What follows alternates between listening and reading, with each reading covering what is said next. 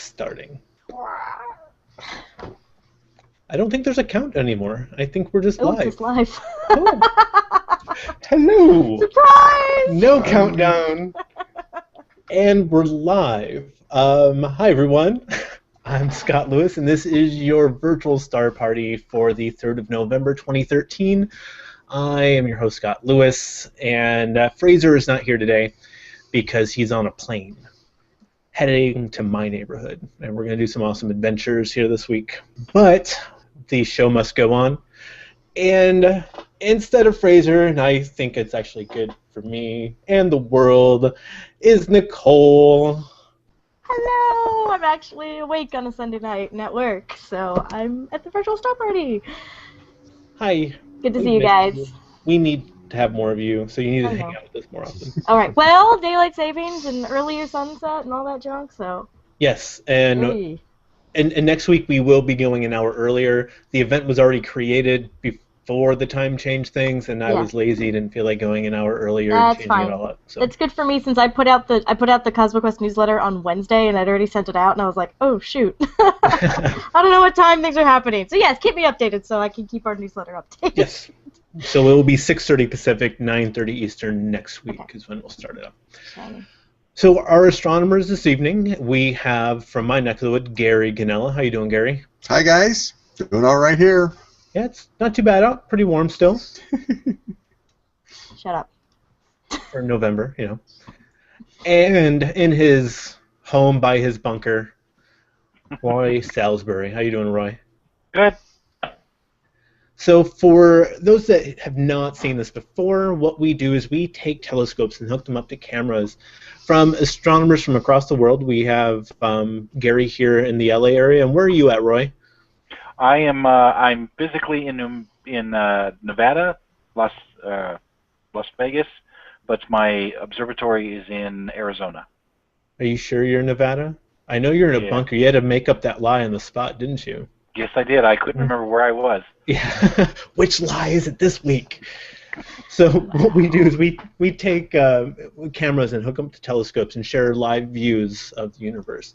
And we have awesome astronomers, PhD astronomers like Nicole Gallucci, to explain the science behind the beauty.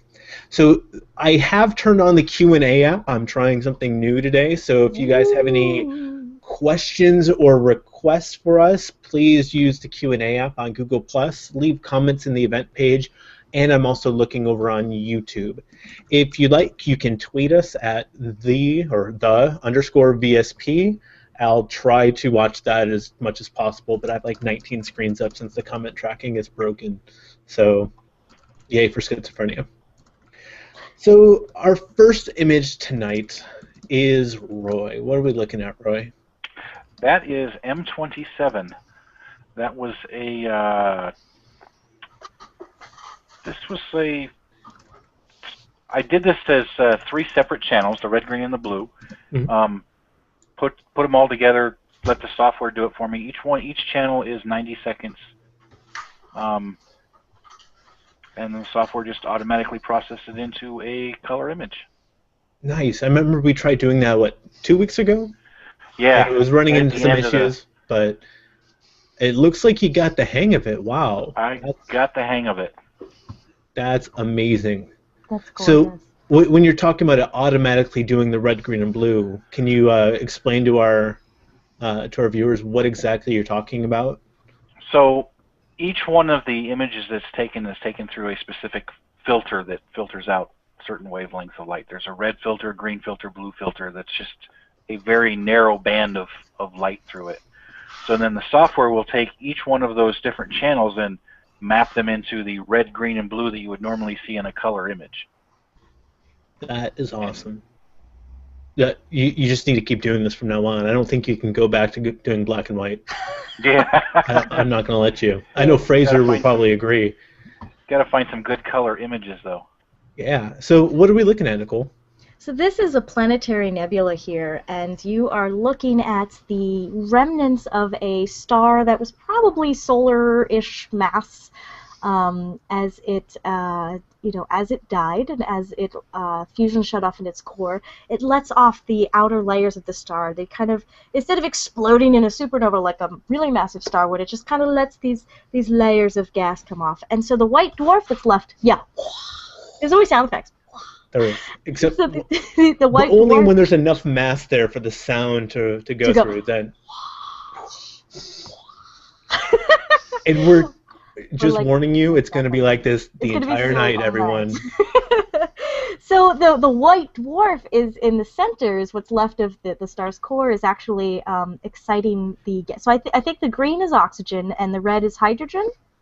So that's exciting that gas, those atoms in the gas there. Now, if you looked at this through a telescope with your eye does not have an exposure time that's very long, and so it's going to show up gray. But I missed it. What was the exposure time on this? Each channel was 90 seconds. 90 seconds. Okay, so 90 seconds, each channel. Yeah, so imagine your retina could expose for 90 seconds. Well, it's more like a fraction of a second that your eyes work at. So that's the incredible detail that your instrument brings. It's phenomenal, Roy. Love that. It's one of I love planetary nebulae anyway. Those are just one of my favorite objects. Like in general, when thinking of the physics behind it and what's all going on, that our star might do that when it decides to die. And I plan to be there because I'm going to be a cyborg. You're going to be there? You're going to watch? I'm going to be a cyborg and watch it turn into a planetary nebula. There's a lot of really nice planetary nebulas out there, but they're most of them are so small that most people don't ever look at them because you need a really big telescope. Right. This just happens to be a very big one.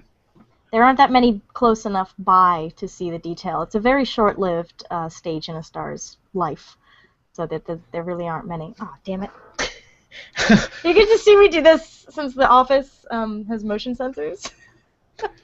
and you were rarely ever sitting still, so I don't understand why that happens. Oh, it's silly. So yeah, if you see the lights go out, that's why.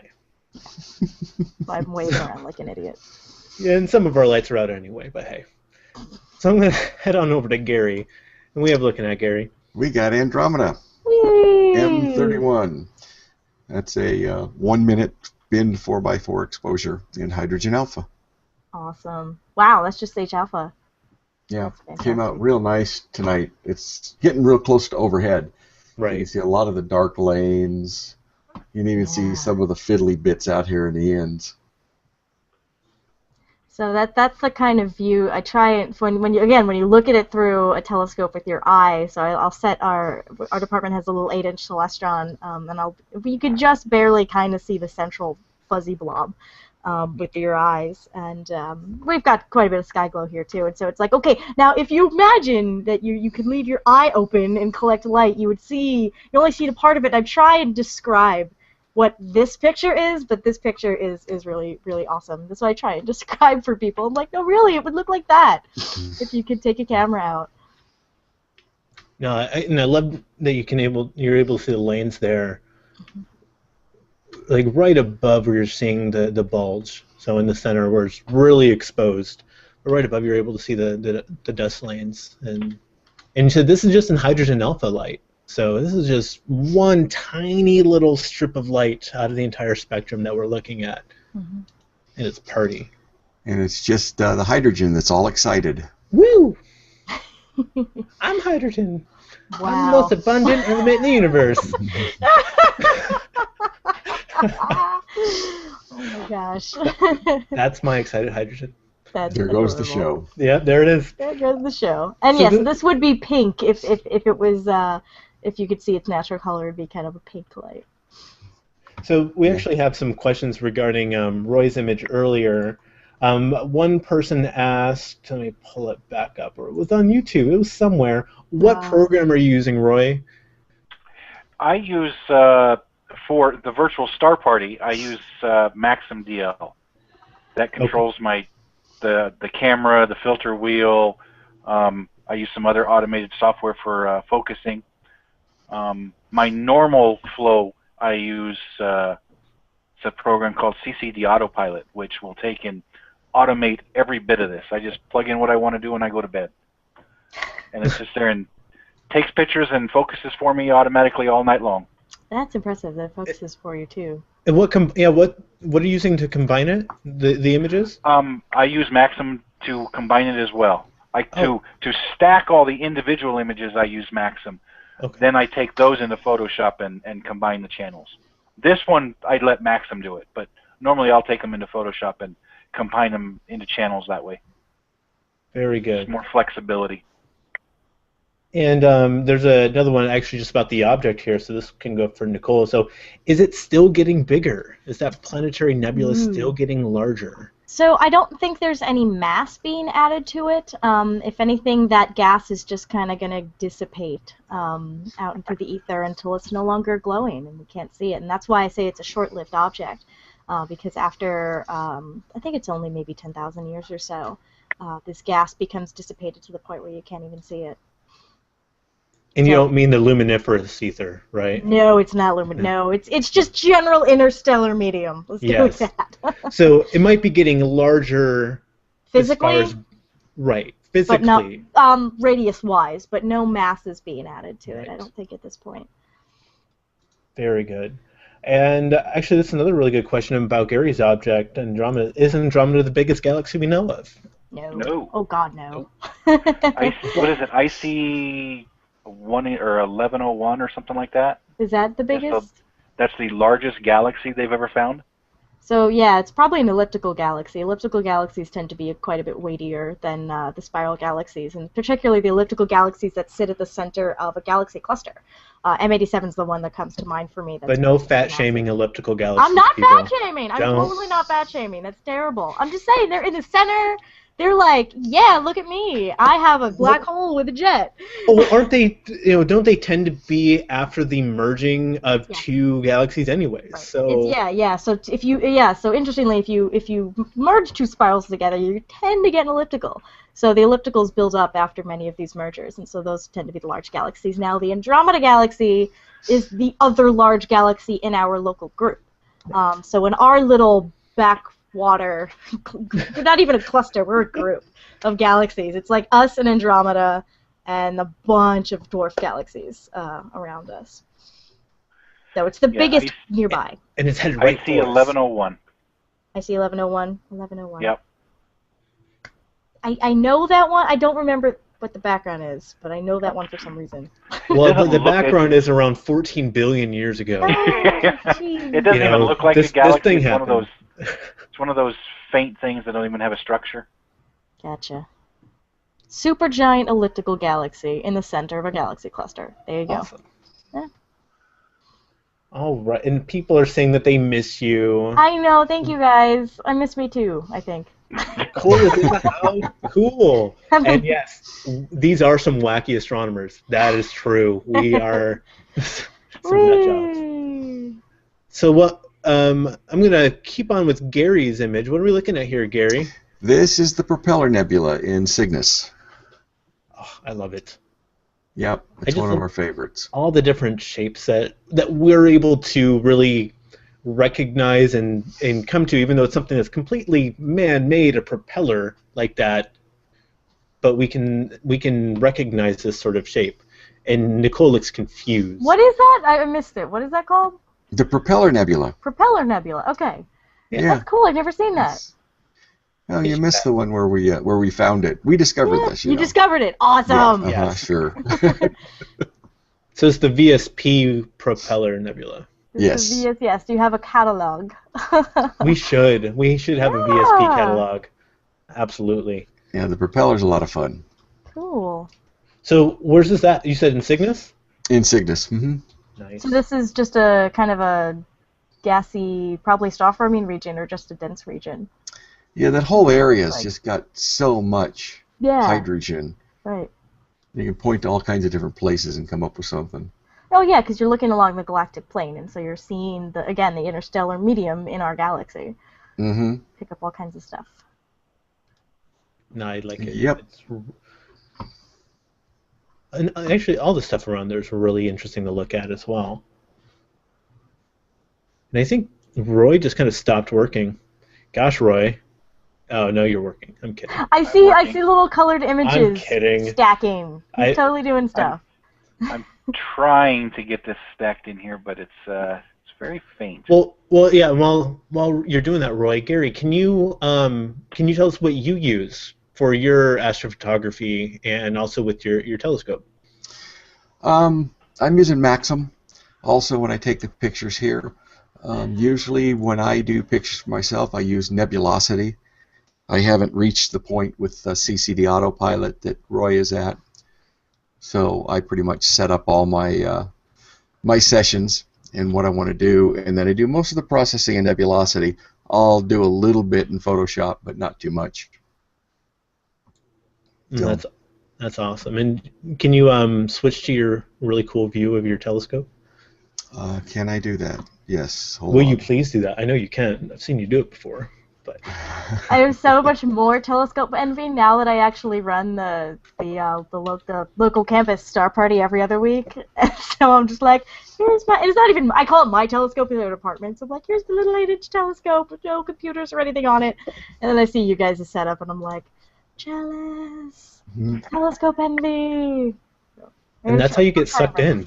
I know. That's how you get sucked in. Yes, I'm finding grants to get money to get our department to write money to writing a grant to get money so our department can buy a sweet telescope. So I'm not doing it all by hand in front of a group of high school kids who are patiently waiting for me to find something.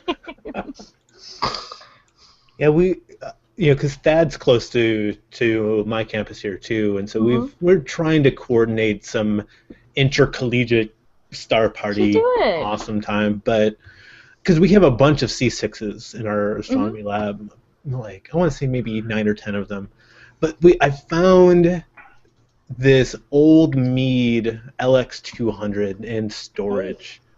I mean, I want to say it's a 12-inch. Okay. 12 or 14-inch, but found it in storage. I'm sure I'll have to collimate it, but I'm like, I want to play with this. It's dusty, and I can't remember them, but they're red and they look bulbous. The little tiny, they're about this big. They're telescopes. And they're really little cute. I want to say they're made in the 60s or 70s. I've seen them. I don't remember the name of it. We got like 20 of them in storage. Oh my gosh. So I want to take them out and like make a video of them like turning into Daleks or something like that. So we have Gary's setup in view. There we go. Why don't you tell us about your gorgeous, gorgeous telescope and give me more glass envy? Yeah, that's a live view. That's Nice. that's my Celestron 14-inch. The camera's up at the nose, and the top piece is my guide scope.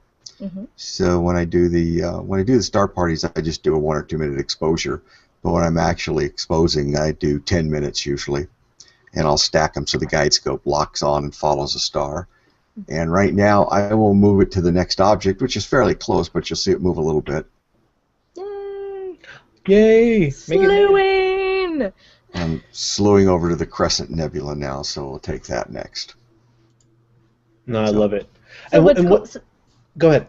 Oh, I was going to say, because he lives in LA, what's great is you have this H-alpha filter, which filters out this tiny little bit of light, so that all the light pollution that comes out broadband or out of the sodium lines, you kind of don't get in your images. You see stuff that really is hard to see without that filter. Yeah, very hard. I'm not in the worst light pollution like Orange County. I'm in the Inland Empire. I'm up against the mountains, so it's semi-dark off towards the north, but not anywhere like a dark side. I can't see the Milky Way at all from here. Yeah, we can't. It's still pretty bad. So the narrow band makes all the difference in the world. And when I'm shooting for pictures for me, I'll do the hydrogen alpha, the sulfur 2, and then the oxygen 3, and then turn that into a color picture.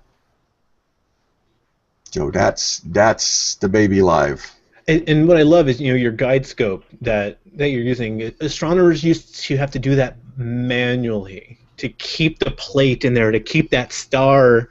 They would be just sitting up on the edge of the telescope, and as they're doing this huge long exposure, sitting on the end of the cage, trying to keep the plate exactly where it needs to be. And now everything's just, I'm just going to mount this right on top, hook it up to my telescope.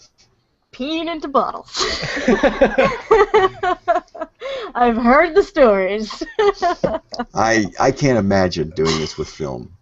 Oh yeah. Yeah, yeah. Or glass plates. Or just sitting there yeah. holding the glass plate in the prime focus cage. Yeah. I'll have to. I've got some photos on my computer somewhere from being up at the Mount Wilson Observatory, and the ones for the 100-inch telescope that that Hubble used to observe on, and you get to see the plates and how they would. You just have little tiny, little spin wheels to move the plate along as you just sit there and making sure that your guide star stays in. I couldn't imagine. So we're getting some Dedication. comments. I think this is about the little red one. It's an Edmunds Astroscan. That sounds familiar. The little red bulbous one you're talking about? Oh, it might be. Edmunds Astroscan. So according to several commenters from Jamie and Tom and Will. So That's it. Yep, that's exactly it. They're so cute. I love them. So there's yeah, we have cute little quest stars that are covered in constellations here. So while you were showing that scope, I figured I'd just bring mine up. There's the Nice. inside of my observatory. Wow, that's roomy. Yes. I have another telescope here over there, and my telescope has been at the, I don't know, getting fixed for the last 4 months. So hopefully I'll get it back. Now it can't have babies? Yeah. Notice it wasn't me or Scott who said that. Right?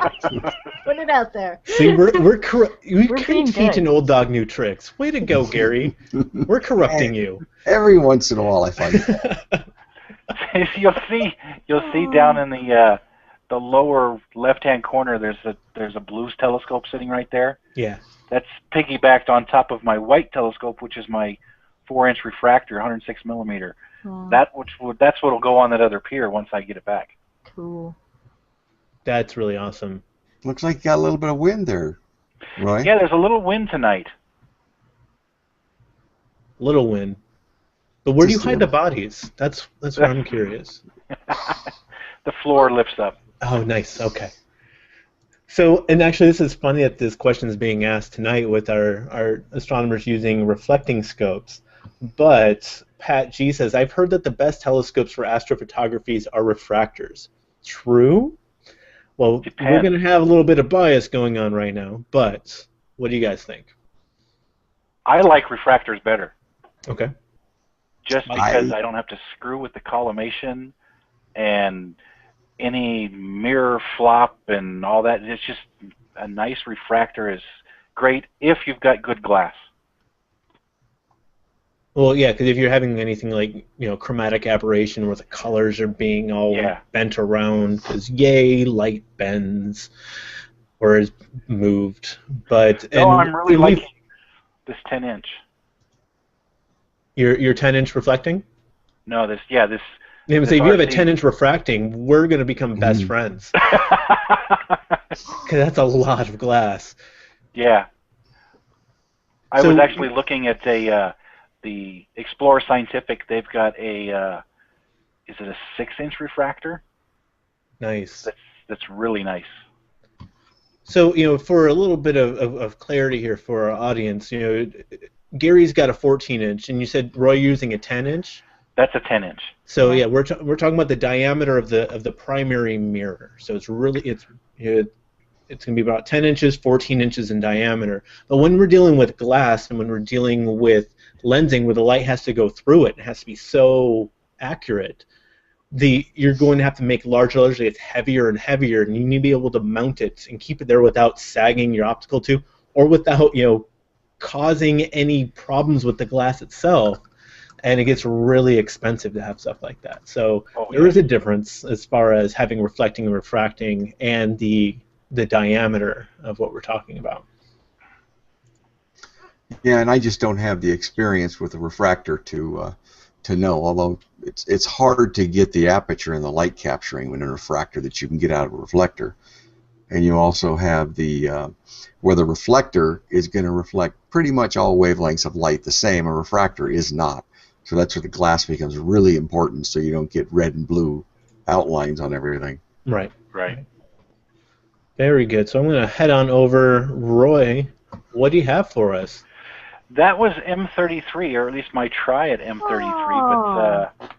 But I'm shooting through some low clouds, I think, because it's not coming through color-wise. There's no blue. Yeah, I was gonna say the yellow doesn't make sense. Yeah, the blue is just not coming through. Weird. Maybe the Smurfs took it back. So the blue. So this is has quite a bit of star formation going on Yeah. this. Oh, you know what this spiral is, you guys? What is this? It's flocculent. Flocculent. The flocculent spiral has a lot of blue stars, new baby giant stars, and so that's why we're expecting more of a whitish bluish color to this, and not so much the yellow. So that's odd. So what did this flocculent term mean? I've never heard this before.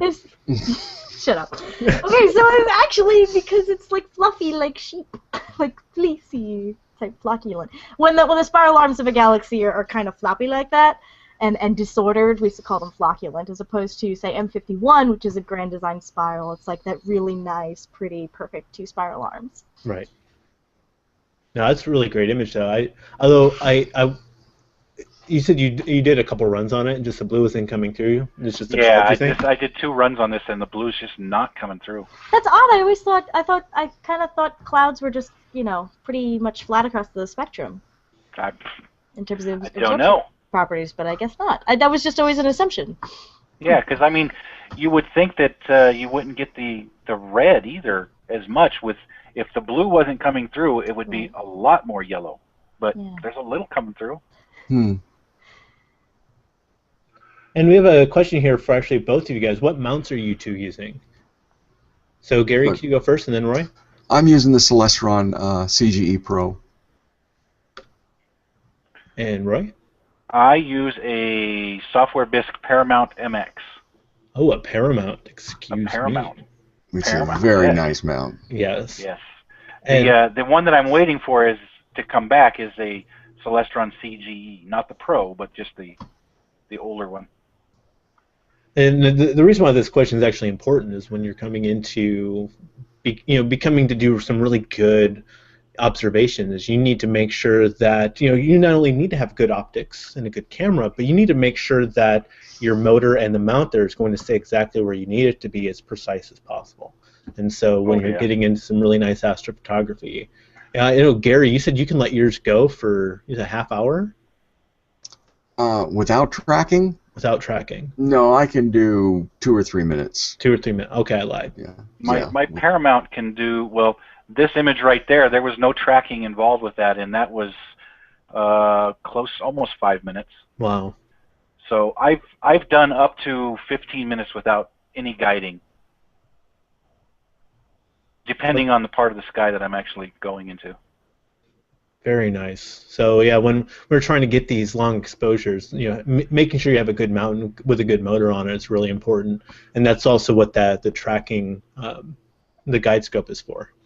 Yeah, the software that comes with the Paramount, which is the Sky, the software in it is really good at precisely polar aligning the mount, and then it's got a 7 arc second peak to peak periodic error on the worm gear, so it's pretty dead on. On the worm gear? That sounds gross. When the worm turns. The worm. I'm going to head over to Gary's image here. What are we looking at, Gary? This is, let me see what I've got up. I've got too many things stacked. This is the Gamma Sig Nebula. That's so, I love the detail you're getting in there. That's really freaking cool. It's, again, in Cygnus, and it's right almost the center of the cross of Cygnus. Right next to, what's the main star? Why isn't this telling me what the main star is? Anyway, the main star in the Northern Cross, the center star, it's right next to it. And this is a piece of it. It's bigger than my area of view. That's amazing. Just the inky black dust cloud that's in front of that, I guess the hydrogen glow behind it is impressive. Yeah, there's some kind of neat detail. little dark. Knot. It's like a little tadpole. Little tadpole. It is. That's amazing.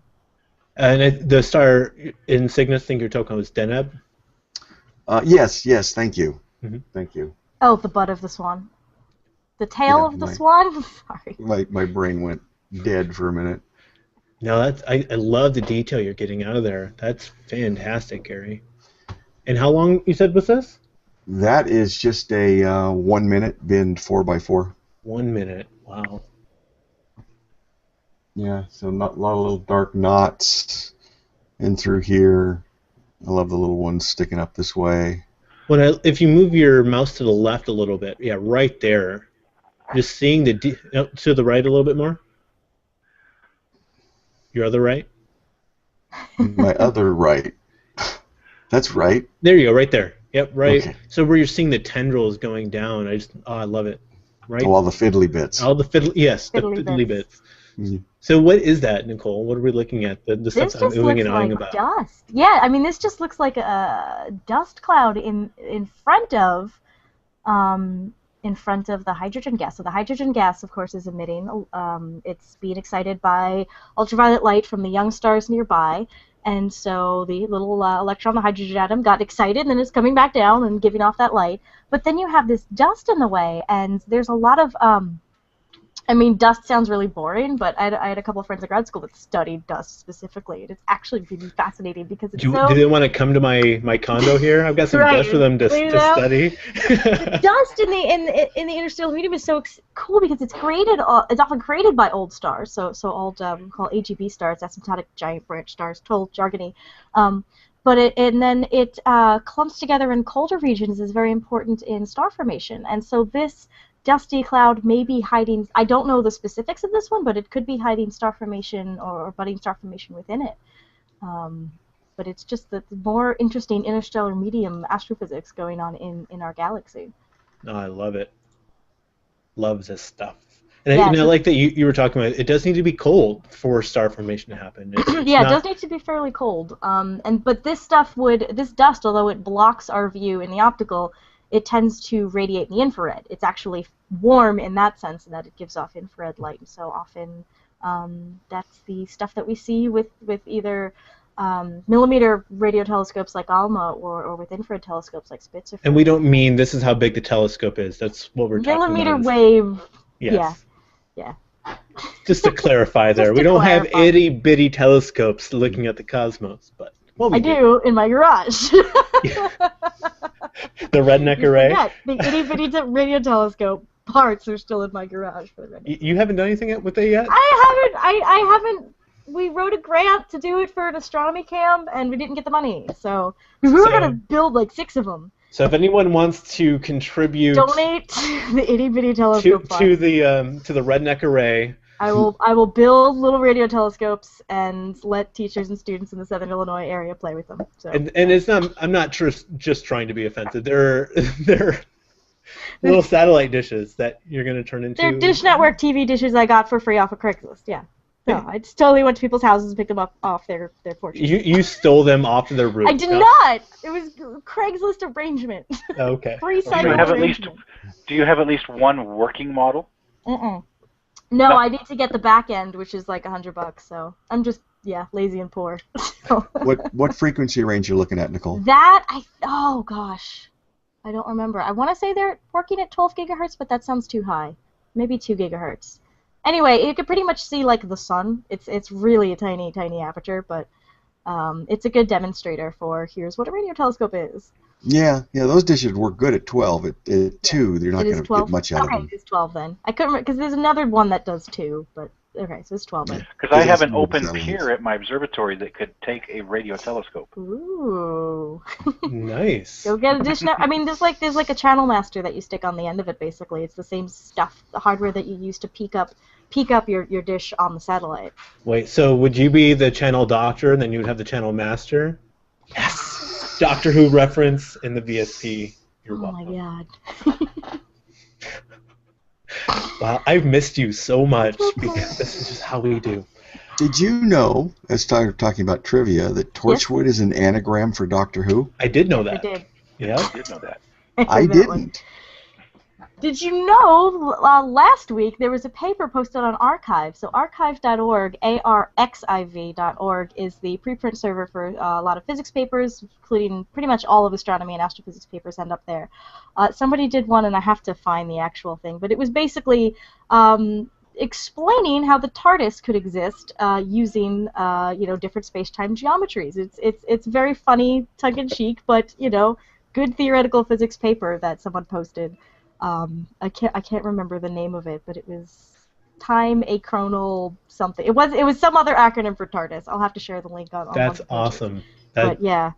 So not only the VSP are we looking at space, we're helping you understand how time It's a really works. great outreach tool because it's like, here's the physics of the TARDIS. Which is so cool. Blue box, So, white. I'm going to go through some comments here because we have a lot of comments this week. It's awesome. Some requests here for M73 and M72 from Tom. Let's see. People want to know if we can get the bubble tonight. I know it's going to be a little too big or too small for Gary. I don't know about you, Roy. Are you able to get the bubble? I can try. Yeah, 72 and 73, huh? 72 They're and pretty 73. low. 73 is at 30 degrees right now, so it's just right at the edge of my range. And let's see here. Oh, that's awesome. So if anyone's on the Google Plus event page, Trey Rush posted a photo of Jupiter he took with his cell phone. Yes! That's awesome. That is really cool. And yeah, for any of those that are out there, astrophotographers, please share your work, what you've done with us here in the Virtual Star Party event page on Google Plus. If you're watching us on YouTube and you have a Google Plus account, just go to Google Plus and search for Virtual Star Party. You'll find us and the latest event. And please share your images. There's already a few in there, and we love being able to see what everybody else is able to do as well while we're live on the show. And let's see here. So many comments. We love you guys. Yes, it needs to be cold for star formation. The ultimate irony. Well, It's and true. why is that? I mean, Yeah, in order to get why does it have to be cold? Yeah, you want it to. It has to be a high enough density in order for the gas to clump together, and so that tends to be a colder gas. And there's other things that have to happen. Usually, it's disturbed by a nearby supernova, or there's something funky going on with magnetic fields. But yeah, it generally, in order for this gas that's moving around quickly, it's at a higher temperature. It needs to slow down and get cooler and clump together to form a star. Because if it's too hot, it's actually going to blow apart before it's actually able to come down and have that. That's what happens. Actually, right there, we just saw what happens when a star when a protostar happens. Yeah, there's a little noisy astronomer inside a dust cloud, and boom. Oh my God. All right, I'm gonna head over to Gary since we're being silly tonight. By the way, I'm posting the links to the TARDIS papers on the event page comments. Awesome. So you can head over there to see it, and I'm sure people have blogged about it, so it's been out there. Cool. So what are we looking at? This Gary? is the Crescent Nebula, also in Cygnus. Whoa. And this one I did a 2-minute bin 2x2, so I've got a little room to zoom in a bit on it. Ooh. Crescent Nebula. That's such an awesome object. Love that. It's a mission nebula. Yeah, I like it in the wide field where you can still see all of the other nebulosities and stuff floating around in here. Again, okay, so this is what's left over from a red giant star that's gone, just given off a lot of mass. Because I'm like, that doesn't look like a star for me. That looks like something that's going out. So here, I'll share the other one here as well. So we're looking at Gary's here, hydrogen alpha, which is awesome. Being able to see the detail coming on. And to me, it looks like a Metroid, because I'm a nerd. But wow. So does it look like a Metroid? I guess. Yeah, it's a Metroid. You just need a little prongy to suck people's brains out, like right here. And it's a Metroid. Oh my gosh. But no, it's absolutely gorgeous image there, Carrie. So yeah, this is the kind of wind that would come off of a red giant that would also possibly be producing dust that goes back. So this is the gas and dust being returned to the interstellar medium. I like how all of these, basically almost everything you could image is a different stage of life. You could put together the life cycle of different types of stars from all these images. I think that's what we should do one episode. We should go through and try to show the different parts of stellar life, from star forming region all the way through until a white dwarf, or you can't really see a black dwarf. Yeah. Unfortunately, it's really cold. No, that's. But that's material being given off from a red giant star. It's being returned to the ISM, and I think that's probably a shockwave front. I'm pointing at it with my cursor like you guys can see it, but I'm pointing at the top right, that curve. Thank you. So yeah, I'm looking on here, and it's saying, it was discovered by Herschel in 1792, and it's only around 5,000 light years away, so it's actually pretty close. Yeah, just around the block. Well, and astronomically speaking, it's just around the block. It's really close to us. Like you do. Can't unsee. No, I really love that, Gary. And you said how long the exposure was that? That is a 2 minute at 2x2 binning. 2 minutes. And what do you have? What's on the outer edge on the right-hand side? What are we looking at? Over here? That's just that whole region. That's the arm of the Milky Way. Oh, that's awesome. You can just find glowing area and hydrogen all through there. Just looking right into the center of our galaxy. Yeah, well, it's actually looking off to the edge. The center is going down right now. That's where M16, M15, all the Eagle and all that good stuff is in that area. And we're losing view of that now. So this is off, probably looking from the center, maybe 90 degrees off from the center along the arm. Somewhere between 1 and 1,000 degrees. 1 in 1,000, Yeah, maybe 90. Very good. Roy, what do you have for us? That is M15 with some very bad wind gusts. Oh, I see. A little shaky. Yeah, a little shaky.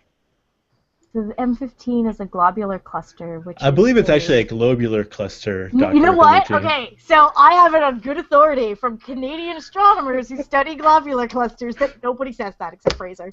I think it's just Fraser. I just wanted to point that out.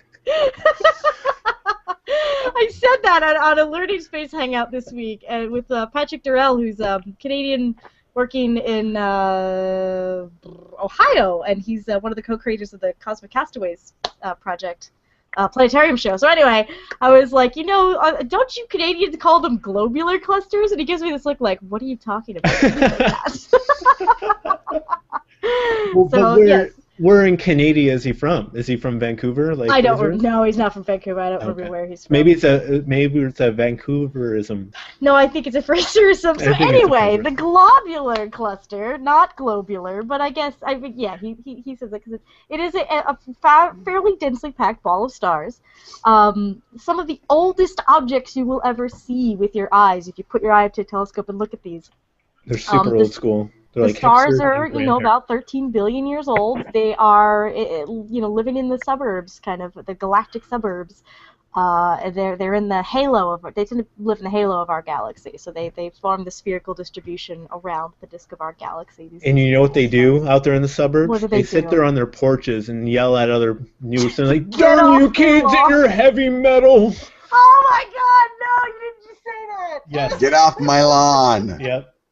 So when we're talking about metallicity in astronomical terms, anything heavier than hydrogen and helium. Yes. So anything heavier than hydrogen and helium tends to be seen as having high metallicity. So when I'm saying heavy metals, anything heavier than hydrogen and helium, in which globular clusters tend to be only made up of hydrogen and helium. Well, it has some. They have some metals, so again, anything heavier than helium, but far less than stars the age of our sun or anything newer than that. So yeah, so the universe built up these metals by going through multiple generations of star formation, because they were formed by either in the cores of massive stars or in supernovae. So younger stars are more metal heavy, and that's why that joke is hilarious. Because we got to keep astronomy punk rock over here in these. That was amazing. Or at least frightening. Yes, well, Oh. You got to keep your space evil sometimes. All right, I'm gonna head back over to Gary. Take a look at what you got going here for you. This is the request. Whoa! This is the bubble. Oh, very good. I've got a little bit of zoom range on that guy. That again is 2 minutes at 2 by 2. It's so cute. Adorable. Ooh. So what are we looking at, Nicole? So this is again, the circular shape is carved out by the stellar wind of some star that is, I guess, a very energetic star. I'm actually looking this one up because I don't know. Okay, so there's a massive star in the center that is about 15 times the mass of the sun. And so these massive stars are, so you know how our sun has a stellar wind, there are these particles that are being blown away from the sun, and we always talk about how the Voyager spacecraft has left the solar system because it's beyond the solar wind and all that junk. I know. It has not left the solar system. I know. We had this, yes. We had this on the weekly space hangout 1 week. Yes. It's got several thousands of years before it leaves the Oort cloud. But anyway, so we talk about the stellar wind, the solar wind affecting us on Earth. So all of more massive stars have much more energetic stellar winds, and that will actually blow a bubble, literally blow a bubble in the nascent material from which the star itself formed. And so it's pushing out this material. I'm really refraining from blowing a bubble with my mouth right now, just so that everyone knows weird. I'm being good. Well, I'm thinking of like the bubble blowing with the kitty, you know what I mean. The soap bubble. Stop. So that is what's going on here. So you've got, again, this hydrogen emission nebula. This is, there's stars forming in this region, and then this star, this very young, massive star, is blowing away the material from which it was born and creating this little bubble sphere. Nice. So, yeah. I'm not going to be able to do much justice to M72 or M73. No? Is it too low? They're pretty low, plus I don't do real good with globular clusters because they're kind of small. Yeah. Well, that's quite all right. Sorry, Tom. Maybe next time. But you did... You go look at M15. That's a globular cluster. Yeah. There you go, Tom. Here's a globular cluster. And maybe, Tom, because I did get your message, get your microphone working. You can join us next week. Yay. So I'm going to go through the comments again, because there's people just love talking to us, Nicole. I think you just need to come on more often. We need you on here more often. I miss you, Nicole. Oh, I miss you guys too. I know. Last time I saw you, I hung out with you guys was the Atlanta Star Party. Yeah. I was all dressed up and fancy and sipping wine, and that's unusual. The fancy part, not the wine part. Let's be realistic. Hey, you're so classy sometimes. I'm classy. Especially when you're drinking Tuaca. So what kind of... Oh, stop. So what kind of stars produce rap? That's from Sterling Cothrop. I don't know. I don't know. There's got to be something. I'm waiting for it.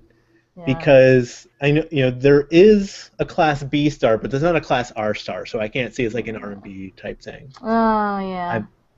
I'm thinking outside the box. There are Lyrays. Stretch. It's a stretch. What is it? RR Lyrays. They're I think that's a type of variable star. That's close to R type. Well, Sterling, you better give us the punchline, because we'll sit here and just talk about it for the next 10 minutes.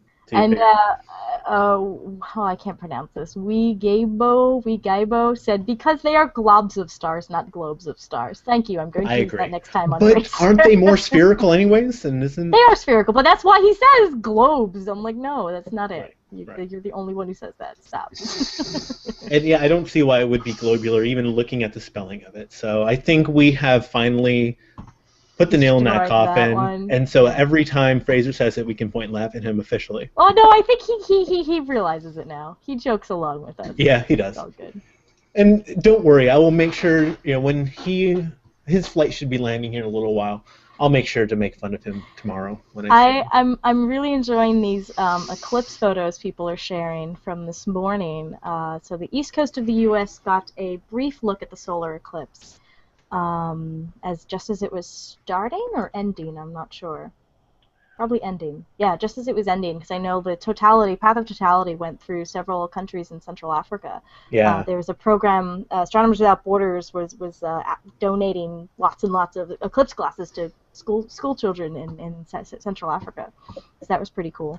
So here's one image here, Yeah. shared into the comments from Robert Hembry. That's awesome. That's a really awesome photo. Oh, it looks really good. And so, while we're looking at eclipse anyways, Nicole, why do we have eclipses? Why can we have total eclipses? Isn't that something that's pretty awesome that we just happen to be able to do because of cool coincidences? Yeah, because of geometry and the coincidence that the angular size of the moon in the sky is about the same as the angular size of the sun in the sky. And so when the moon passes directly in front of the sun from our point of view, we get a total solar eclipse. Now, that doesn't happen every month because the moon's orbit is tilted a bit. I forget how much, 15 degrees, I'm going to say. So sometimes it passes above or below the sun from our point of view, and most of the time we don't get an eclipse. But in those rare moments when we do get an eclipse, it's supposed to be a pretty spectacular event. I wouldn't know. I've never seen one myself. I am holding out for 2017 when a total solar eclipse passes right through the United States. And so Yes. a lot of us will get to see our first total solar eclipse. I still think that instead of being in Illinois, I think we were talking about coming out to like Seattle, Washington or something in that area. Well, yeah, Then all of us Illinois could be together. the problem is the weather, right? You want to pick a place that's going to Okay, well, not Seattle. All right. Not Seattle, or really Illinois, but the thing about Illinois is that there's another one in 2024 that crosses like that point in Illinois. The path of totality for that one crosses the same spot. So the goal, this is something one of my professors at UVA, Ed Murphy, realized was that they crossed at a point in Illinois. He's like, we should do an event both times. So we're like really long-term planning here. That's some commitment. Yeah, Really so good commitment. I am basically keeping an eye on the weather that time of year every year until see if this is feasible. Well, let's take a look here. I see Roy, more what do shiny you have things. for us? That's Wispies. Is that a piece of the veil? yes, it is. Oh, I got something optical right. Woo! That's 6960. So I think is that the eastern or western? I can't remember now. I don't remember. Don't know that. Don't know that well. Gosh. Yeah, I want to say it's Eastern, but I'm not positive. So, but what are we looking at? Because that's another amazing object that we're looking at. Yeah, this Do you is know, Nicole? also in the... 6960 is western. Okay. Yeah, this is also in the Cygnus area. So this is part of a much larger structure that is left over from a supernova that went off. I don't remember when, a long time ago. So it's a very diffuse bits left over of a supernova remnant. I think Cygnus Loop is the name of the whole thing. Right. So yeah, this is way long after a massive star has exploded. Around 5,000 to 8,000 years ago is when they estimate that. Okay. So yeah, again, a short supernova remnant's a short-lived phenomenon in astronomical terms. So this is after that very exciting, you get the shock wave, you get the reverse shock, you get the other shock, and as it expands out again, it gets more wispy and returns this material. All of these metals, all these heavy metals now that were made either in the core of the star or in the supernova itself are returned to the interstellar medium, and so this is just a little bit left that we can see. Now, Roy, how long was this for your image to take? This is through a hydrogen alpha filter. This is 180 seconds, so 3 minutes. 3 minutes, wow. So this is what happens when a supernova happens. 5,000 to 8,000 years later, but again, that's a really short time period that we're able to see this. So this is something that doesn't last very long because there's just so much energy going on that it just dissipates pretty quickly in astronomical terms, or billions of years. 5,000 to 8,000 years is nothing, absolutely nothing. I saw this through a telescope. One of the public nights we had Oh, in Virginia, up on Fan Mountain, somebody from the Charlottesville Astronomical Society, and it was the first time I'd seen that. It was just, it's because it's just so wispy and barely there, but it's really gorgeous. Yeah. So here's a question using the Q&A app. So thank you for those that have been using it. I think I know which one you're... So when is Scott just going to ask Nicole out? It's so obvious. So when Nicole and I aren't like brothers and sisters, and that I flirt more with her boyfriend. I was just going to say, you flirt with my boyfriend way more. So that's just never going to happen. That's fun. Yeah, that's exactly what I was thinking when I saw it. And I'm like, no, you're too busy hitting on Tim when you visit. Because Tim and I have a bromance, and it's awesome. Yep, you do. Thank you, Brain in the Box, for your comment. Brain in the Box, that was great. So we're going to end up here with Gary. We have about 4 minutes left of our show. So we're going to end here with your last image here. This is my M33 in hydrogen alpha. I was going to say, this is like sideways from Roy's image, wasn't it? Mm-hmm. Now, do you see it? Tell me. Oh, I see it! Oh, I see it! Oh my god, the meta jokes here. Okay. Yes. So yeah, this is M33, and again, the bright knots are going to be your star forming regions and your giant stars, your blue giant stars, in this flocculent galaxy, which is also in our local group. So show us what flocculent means again. Flocculent. Flocculence. And it was on the VSP I learned that it actually was a description for like sheep's wool. Oh. So there you go. I didn't know that. Things I learned on the VSP. Hey, that's what we're here for, to teach the PhD astronomers what's really happening. Yes, yes. Oh. So you said this was M33, right? Mm-hmm. Yep, and I just popped up my hydrogen alpha, the dumbbell. Oh, awesome. Ooh, so what we were looking at earlier with Roy. Mm-hmm. And so we can see, Roy had his red, his RGB, and now we're looking at just in that one specific wavelength of light with hydrogen alpha. Right. And dumbbell or apple core nebula, I've heard different descriptions of it. I could see it as an apple core. Yeah. Mm-hmm. Yeah, when it's in color, it really looks like an apple core. Yeah. Because the hydrogen's out on the sides. Definitely. Well, I think that about does it for this week's virtual star party. Huge thank you to Gary and Roy. Gary, yay! Let's show us your face. I'm getting there. Hang on. Mouse is getting away from me. There it is. Go catch it. There we go. Found my mouse. Awesome, Gary. Thank you very much. As always. I'll end with my high energy. Your high energy, yes. Roy? Nice. Thank you, sir. Again, you're fantastic. I love what you're able to do now with stacking those on the fly, getting those full colors. That's fantastic. Yeah, I've got one going right now if you want to hang on for like 3 more minutes. Yeah, totes. I'll wait for 3 minutes. I can even show you it as it's happening. Woohoo! As it's happening? So live? James K asks, how old is the light we see? And I don't know which object you're talking about, but if it was that stuff in Cygnus, if it's the one that was 5,000 light years away, then that light itself is 5,000 years old. Right. It's just that distance in light years corresponds to how old the light is, how long. Although technically, I mean, stuff from our sun, even though it's 8 light minutes away from us, that light itself could be hundreds of thousands of years old from when it was actually able to go through the random walk to get out from the core, right. Which is another awesome thing to think about too, is that the light that we're looking at, first of all, the sun, we're not seeing it immediately. We're seeing it 8 minutes and 20 seconds from when it left the surface of the sun. But for that photon to get out from the center, it could have taken 100,000 years just to reach the outer portion to travel across space. But it started out as a gamma ray photon and lost energy, Yes. so it's not quite the same photon by the time it gets out. Pew! Pew! And Jim Meeker's asking what happened to Google Glass, since I've been talking about Glass Envy. It's still here. I actually just got a new one because I broke it. I'm a dumbass. How did you break it? I don't know. It was in the case and it came out broken, like right beyond where the titanium band was.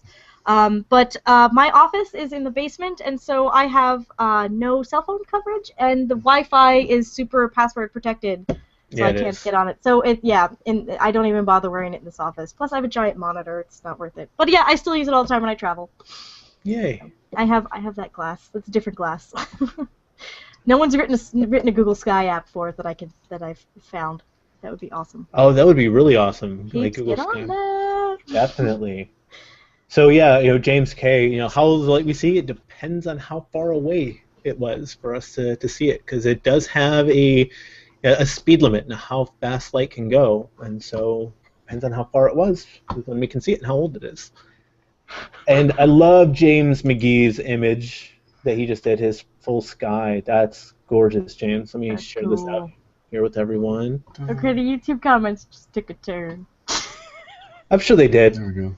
That's what I'm here for. Thanks, guys. Yeah, Thanks, so- guys. And I thought I'd pop up a piece of the veil while Roy is processing. Oh, awesome. So here's James's view of his night sky with the Milky Way, which is awesome. Ooh, I can zoom in. It's gorgeous. It's a great job, James. And screen share, turn off. Oh, there we go. Oh, I love it, Gary. Woo! Yeah. That's It a wasn't different quite part. centered, but that would be the east. The Eastern. That's the Eastern Veil. Yeah. Yeah, there's a little bit more off here to this end, but I didn't move the scope to get it. So we must have been looking at the Western Veil before. How long of exposure was that, Gary? What? How long of an exposure did you say that was? That's a 60-second at 4x4 binning. Oh, okay. Very good. Oh, I see Roy's face. Does it mean we're about ready for our It's final image of the transferring. night? Transferring. We're looking at you, so just so you know, no pressure. Yes. No No pressure. pressure. Everyone's looking at you right now. All of the viewers. Share. Don't crack. I'm such a jerk. You are. Ooh. What are we looking at? That is NGC 891. NGC. Oh. It's an Oh. edge on Galaxy. Yeah. Blue is just not coming through. But Once even again. still, that's awesome. Yeah, So so we're- this is the dust that blocks the stars behind it, but like super, because it's right edge on, and so you're seeing a lot of dust all through that galaxy. That's amazing. So that's a disk galaxy on its side. See here, I'm- seen by us. I'll Those share are my another- favorite kind of galaxies. Yeah, that's. So What's here's what we're looking at. This is on Wikipedia because I'm lazy and want to look up another source. But so this is what we're looking at here. And then Roy, oh wow, how long was this? You said 3 minutes in each color. That was about 3 minutes. 3 minutes. Wow. Yeah, That- I might take that all night tonight. I don't know. I think you should. I vote for that. I would You love vote to for see that? what you could do with that. Yeah, I've got maybe 2 or 3 days this week that are okay, so I might be able to get a night of red, green, and blue on each one of them. Very cool. No, yeah, that would be great. That's an awesome object. So yeah, when you're done with that, share it. That would be cool. I definitely will. Very good. Well, again, thank you both, Nicole. Yay! Welcome Yay. back to the VSP. Yay! Yes, Nicole, and I can't switch back to me when I go to screen share. It just offers me another screen. It doesn't offer me. Maybe it's hinting at something, Gary. Hmm? Yeah, it could be. I'd never watch something that would have somebody like me in it. Oh, you are a Marx brother, aren't you? I'm all three of them. You are all three of them. Well, all of our commenters and the questions and the requests, thank you, everybody. We will be back next week for another virtual star party. Because Fraser's flying back on Saturday. I think he is doing astronomy cast on Monday at the normal time for that. They never tell me anything, but I just kind of assume they're doing it. When I talked with him early today, I believe he said Oh yeah, he's Pamela doing- mentioned because tomorrow we're opening up our inflatable planetarium. I think that's when they're recording. So yeah. Very good. And Friday is the weekly space hangouts, and you have learning space on what day? Wednesday is Learning Space. We will be talking to some of the volunteers, including myself, and the woman who helped put together the Do-It-Yourself Science Zone at Geek Girl Con this year. Sweet. So we'll be talking all about how lots of little children in amazingly geeky costumes did science with us. Nice. Yeah. Awesome. So, yes, we will be having a very special edition of the Weekly Space Hangout this week, where Fraser, myself, probably Ian O'Neill, and Thad Zabo will all be in one location, which is really super cool. And I don't know if we've officially announced where we're going to be yet, so I'm not going to say it live on air. Teasers! So we will see you all. We will see you all next week. Thank you again, and have a good night. Good night, everybody. Good night. Looking over on YouTube. If you like, you can tweet us at the_VSP. I'll try to watch that as much as possible, but I have like 19 screens up since the comment tracking is broken. So, yay for schizophrenia. So, our first image tonight is Roy. What are we looking at, Roy? That is M27. That was a... I did this as 3 separate channels, the red, green, and the blue. Put them all together, let the software do it for me. Each channel is 90 seconds. And the software just automatically processed it into a color image.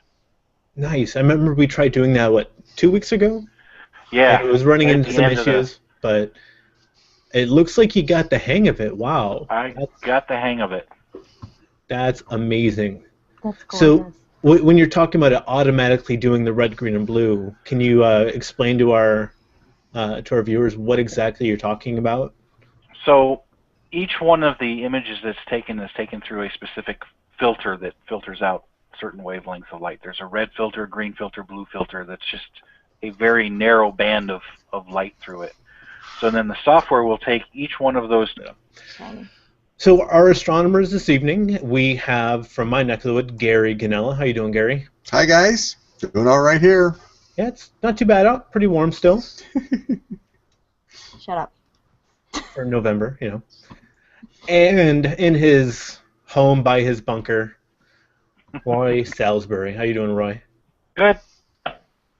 So for those that have not seen this before, what we do is we take telescopes and hook them up to cameras from astronomers from across the world. We have Gary here in the LA area. And where are you at, Roy? I'm physically in Nevada, Las Vegas, but my observatory is in Arizona. Are you sure you're in Nevada? I know you're in a bunker. You had to make up that lie on the spot, didn't you? Yes, I did. I couldn't remember where I was. Yeah. Which lie is it this week? So what we do is we take cameras and hook them to telescopes and share live views of the universe. And we have awesome astronomers, PhD astronomers like Nicole Gallucci, to explain the science behind the beauty. So I have turned on the Q&A app. I'm trying something new today. So if you guys have any questions or requests for us, please use the Q&A app on Google+. Leave comments in the event page. And I'm also looking have an exposure time that's very long, and so it's going to show up gray. But I missed it. What was the exposure time on this? Each channel was 90 seconds. 90 seconds. Okay, so 90 seconds, each channel. Yeah, so imagine your retina could expose for 90 seconds. Well, it's more like a fraction of a second that your eyes work at. So that's the incredible detail that your instrument brings. It's phenomenal, Roy. Love that.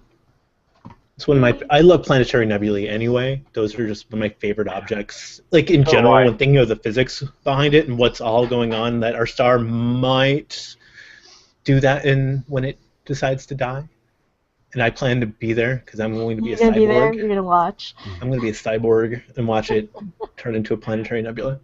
There's a lot of really nice planetary nebulas out there, but they're most of them are so small that most people don't ever look at them because you need a really big telescope. Right. This just happens to be a very big one. There aren't that many close enough by to see the detail. It's a very short-lived stage in a star's life, so that there really aren't many. Oh, damn it. You get to see me do this since the office has motion sensors. And you were rarely ever sitting still, so I don't understand why that happens. Different channels and map them into the red, green, and blue that you would normally see in a color image. That is awesome. Yeah, you just need to keep doing this from now on. I don't think you can go back to doing black and white. Yeah. I'm not going to let you. I know Fraser will probably agree. Got to find some good color images, though. Yeah. So what are we looking at, Nicole?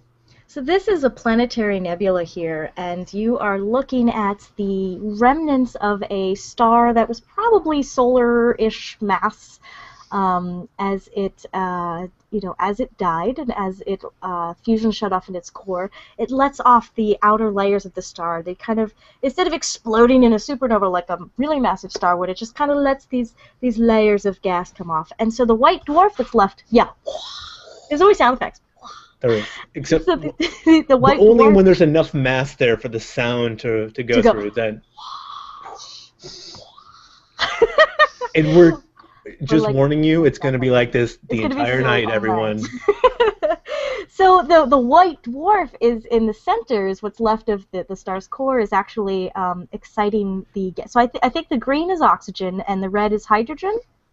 So that's exciting that gas, those atoms in the gas there. Now, if you looked at this through a telescope with your eye does not... It's starting. I don't think there's a count anymore. I think we're just live. It's just live. Oh. Hello! Surprise! No countdown!